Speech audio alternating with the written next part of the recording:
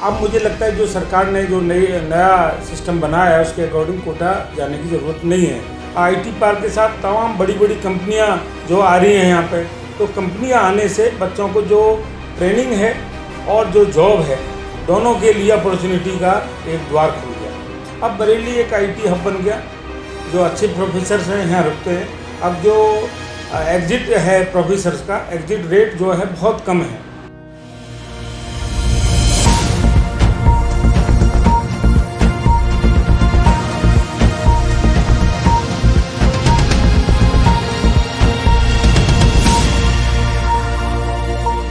नमस्कार, news student network के खास कार्यक्रम गुरु मंत्रा में आपका स्वागत है। और आज हमारे साथ मौजूद है एक और ख़ास शख्सियत जो एमजेपी रोहिलखंड विश्वविद्यालय में department of computer science and technology के हेड ऑफ द डिपार्टमेंट हैं, डॉक्टर अरविंद सिंह जी। सर, आपका बहुत बहुत स्वागत है न्यूज़ स्टूडेंट नेटवर्क में। सबसे पहले जानना चाहेंगे कि बरेली में जो है जो आपका डिपार्टमेंट है, इस समय देखा जा रहा है युवाओं में सबसे ज़्यादा क्रेज जो है वो कंप्यूटर को लेकर ही है।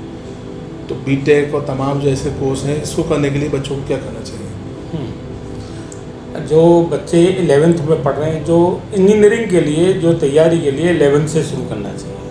पहले तो फाउंडेशन लोग कोर्स करते थे 9-10th का, और 9-10th के बाद 11th-12th कोटा जाके करते थे तैयारी। अब मुझे लगता है जो सरकार ने जो नया सिस्टम बनाया है उसके अकॉर्डिंग कोटा जाने की ज़रूरत नहीं है।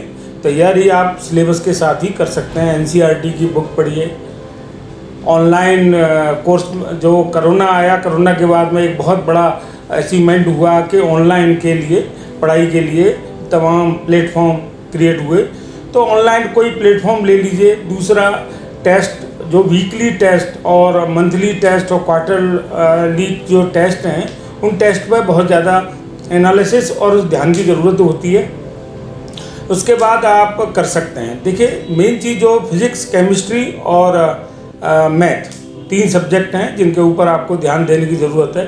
बस रटंत विद्या नहीं, हमको उन पर ध्यान देने की ज़रूरत है, कैसे हम पढ़ें। ये बताइए कि बरेली में अब आईटी पार्क बनने की बात हो रही है। आईटीआई के पास में ज़मीन भी एक्वायर कर ली गई है, उसकी रजिस्ट्री भी हो गई विभाग के नाम में, और बरेली से अब एयर कनेक्टिविटी भी बढ़िया हो गई है। तो बच्चे जो अब तक बंगलुरु या मुंबई जाते थे आईटी की ट्रेनिंग करने के लिए या नौकरी करने के लिए, अब वो अपने ही शहर में अपना काम कर सकते हैं। तो इसको लेकर बरेली को आप कहाँ देखते हैं, कितनी संभावनाएं हैं बरेली? पहले जो बरेली में हम लोग देखते थे प्लेसमेंट के लिए कंपनियां बहुत ज़्यादा मुश्किल था। जो कंपनी लखनऊ में थी वही आ पाती थी। बेंगलोर और मुंबई में बहुत ज़्यादा इसका आईटी का है, तो वहाँ से जो कंपनी नहीं आ पाती थी, क्योंकि दिल्ली से बरेली की कनेक्टिविटी के लिए 7-8 घंटे लगते थे। अब जो है डायरेक्ट 3 घंटे में पहुंच जाता है आदमी, और सेम डे इंटरव्यू लेके चला जाता है जी। तो एक बहुत अच्छी अपॉर्चुनिटी है वहाँ के लिए। और दूसरा, अब यहाँ पर आईटी पार्क खुलने से अब हम घर पे ही, अब पहले क्या था, हम थ्योरेटिकल बहुत ज़्यादा ध्यान देते थे। अब यहाँ पे होने के बाद में प्रैक्टिकली आप कैसे काम कर सकते हैं, उस पर बहुत ज़्यादा एम्फेसिस रहेगा। तो आईटी पार्क खुल गया। आईटी पार्क के साथ तमाम बड़ी बड़ी कंपनियां जो आ रही हैं यहाँ पे, तो कंपनियां आने से बच्चों को जो ट्रेनिंग है और जो जॉब है दोनों के लिए अपॉर्चुनिटी का एक द्वार खुल गया। ये बहुत बड़ा अचीवमेंट है बरेली के। आपने जब अपनी शिक्षा जगत की यात्रा शुरू की थी, उसको लेकर अब तक बरेली को किस नज़र से देखते हैं? हाँ, बरेली में बहुत बड़ा चेंजेस आया है। बरेली में जो पहले स्थिति अच्छी नहीं थी, फैकल्टी भी बहुत ज़्यादा यहाँ पर नहीं रहना चाहते थे। जैसी इनको अच्छी अपॉर्चुनिटी मिलती थी चले जाते थे, क्योंकि कनेक्टिविटी की बहुत ज़्यादा प्रॉब्लम थी। अब बरेली एक आईटी हब बन गया, जो अच्छे प्रोफेसर्स हैं यहाँ रुकते हैं। अब जो एग्जिट है प्रोफेसर्स का, एग्जिट रेट जो है बहुत कम है। और पहले ये 2-3 साल 4 साल से ज़्यादा कोई प्रोफेसर नहीं, जो मेरे पीएचडी गाइड हैं या कई लोग हैं जो यहाँ से नहीं रहे, वो चले गए। तो ऐसे ही पहले स्थिति थी, अब नहीं है। बहुत अच्छा, बरेली एक डेवलप्ड सिटी की श्रेणी में आता है, तो बहुत अच्छा काम हो रहा है बरेली में। स्मार्ट सिटी की योजना भी बहुत अच्छी चल रही है। NIRF रेटिंग शुरू की है सरकार ने, क्या फ़र्क पड़ेगा इससे गुणवत्ता पर शिक्षण संस्थानों की? हाँ, NIRF रेटिंग से पहले क्या होता था कि बच्चों को ये नहीं पता होता था कौन सा IIT या कौन सा इंस्टीट्यूशन बहुत बढ़िया है। जी। तो कोई भी बच्चा किसी के कहने में आके माँ बाप किसी के मिसगाइड में आके वो कहीं भी एडमिशन ले लिया करते थे। कोई कहता था कानपुर अच्छा है IIT, कोई कहता था बॉम्बे अच्छा है। तो अब NIRF रेटिंग के बाद में क्लियर हो गया कि भाई IIT चेन्नई सबसे बेस्ट है जी। फिर IISc बेंगलोर है, फिर IIT बॉम्बे है। तो रेटिंग्स हैं, रेटिंग का जो है बहुत बड़ा असर पड़ता है बच्चे की लाइफ में। जो बच्चे रिसर्च में जाना चाहते हैं उनके लिए बहुत बड़ा एक वो है, गेट वे है। सरकार शिक्षा में परिवर्तन लाने के लिए आमूलचूल परिवर्तन कर रही है, नई शिक्षा नीति लाई जा चुकी है। क्या मानते हैं कितनी उपयोगी साबित होगी ये शिक्षा में परिवर्तन लाने के लिए और बच्चों के लिए कितना उपयोगी है? पहले क्या होता था कि मल्टीपल एग्जिट नहीं था। जैसे किसी बच्चे को किसी वजह से फर्स्ट ईयर, जो हमारे यहाँ मिलिट्री वगैरह में बच्चे ज्वाइन करते थे तो फर्स्ट ईयर के बाद ही छोड़ के चले जाते थे और मिलिट्री ज्वाइन कर लेते थे। तो उनका जो पहले साल का जो कोर्स था या वो बेकार हो जाता था। अब नहीं होगा, मल्टीपल एग्जिट हो गया। अब मतलब फर्स्ट ईयर करेगा तो उसको एक सर्टिफिकेट मिलेगा, सेकंड ईयर करेगा तो सर्टिफिकेट मिलेगा, थर्ड ईयर करेगा तो डिप्लोमा मिल जाएगा और 4 साल का कोर्स कर लेगा तो BTech। तो मल्टीपल एग्जिट हैं, वो जितने साल पढ़ेगा उतने साल का उसको फ़ायदा होगा। और दूसरा एक और उन्होंने उसमें किया है कि जो बच्चे के जो नंबर हैं वो एक जो डिजिटल बैंक है उसमें रहेंगे। अगर बच्चा एक ऑर्गेनाइजेशन से, एक यूनिवर्सिटी से दूसरी यूनिवर्सिटी, एक इंस्टीट्यूट से दूसरे इंस्टीट्यूट में ट्रांसफ़र करता है तो उसके वो नंबर वहाँ रहते हैं, तो उससे वो उसको समस्या नहीं आएगी। तो एक बहुत बड़ा बात है। जो कंप्यूटर साइंस के लिए नई शिक्षा नीति में जो अटल जो इनोवेशन सेंटर्स हैं वो जो खुले हैं, डेटा सेंटर्स हैं वो खुले हैं, आर्टिफिशियल इंटेलिजेंस के सेंटर्स हर विश्वविद्यालय में खुले हैं। तो अभी प्रैक्टिकली अभी ज़्यादा उनको सक्सेस नहीं मिल पाई है क्योंकि अभी 1 साल ही हुआ है। तो ये एक बहुत बड़ा अचीवमेंट है कंप्यूटर साइंस के लिए नई शिक्षा नीति का। कितने छात्रों की संख्या निर्धारित है अपने यहाँ विश्वविद्यालय में आपकी स्ट्रीम में? हाँ, BTech में हमारे यहाँ 60 स्टूडेंट हैं, MCA में 30 हैं और बाकी PhD में है जो प्रोफेसर हैं वो 8 स्टूडेंट ले सकते हैं। बाकी एसोसिएट और जो असिस्टेंट प्रोफेसर हैं उनके लिए है। तो हमारा जो डिपार्टमेंट है एकदम रिच डिपार्टमेंट है। 2 कोर्स हम लोग चला रहे हैं। एक वेल एस्टेब्लिश्ड कंप्यूटर सेंटर है, आर्टिफिशियल इंटेलिजेंस का है हमारे यहाँ सेंटर, IoT का है, हम लोग क्लाउड भी बना चुके हैं। तो मेरा कहना ये था कि जब IT पार्क बनने वाला है और बरेली बहुत तेज़ी के साथ बढ़ रहा है तो लगता है आपको जो सीटें हैं उनकी संख्या बढ़ाई जाने की आवश्यकता है?